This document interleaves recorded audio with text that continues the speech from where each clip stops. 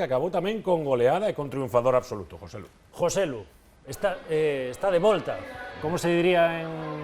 He's back. Is back. Joselu is back. Bueno, nunca se foi, porque xa levaba 7 goles, que non estaba mal. Parecía que non estaba, pero levaba 7 goles, claro.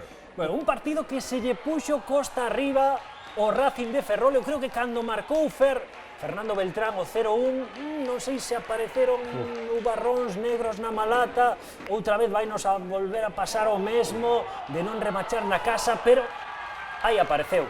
Non sei se é o mellor goleador da categoría, se tiña que estar máis arriba, pero bueno, É un debate que non se acaba de pechar. Joselu é O que é certo, un goleador insaciable. na temporada na que está a ser máis criticado en Ferrol, mira que leva xa 11 goles, Un máis que Cristiano Ronaldo. que non está a ser criticado en Madrid. De momento. Aí estamos a ver. Facenda. Gol a saída dun córner, gol con remate cruzado, e seguramente o que máis lle gusta a Joselu, que é xogando contragolpe, eses goles en carreira, porque ten un golpeo que é absolutamente maravilloso. Que hai que poñela aí, Xusto no sitio, Sí. Delicioso o toque. Ese é un golazo. Foron 3 goles en menos de 10 minutos. A remontada do Racing. E un Racing que incluso puido marcar un cuarto, fíxate o toque de Dani Benítez e o remate de Joselu. Outro que ten pouca calidade. É que se xuntan dous factores, que Dani Benítez estivese Sí. fora do equipo, Un xogador moi, Sí, para mí, fundamental, porque o Racing non ten esos xogadores de banda, non? E con el consiguen moito, non? bueno, recurtou diferenzas co gol de Hugo o Coruxo, pero outra vez, xogando a carreira, balón en longo para Joselu, e aí botas un balón, e este, pois, non falla. Este factura. Sí. Xogaría con Bosco no Cosmos. Los entrenamientos, sí.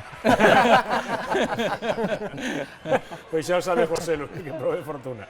Pois, que moitos xogadores pagarían por estar Por iso digo. en esos adestramentos. Bueno, e ao final acabou redondeando a goleada o Racing de Ferrol, que tanto de bandera, pero que estivo de bandera, non foi David, foi José Luis. E a xogada de Dani Benítez. Xogada de Bicho. de Bicho.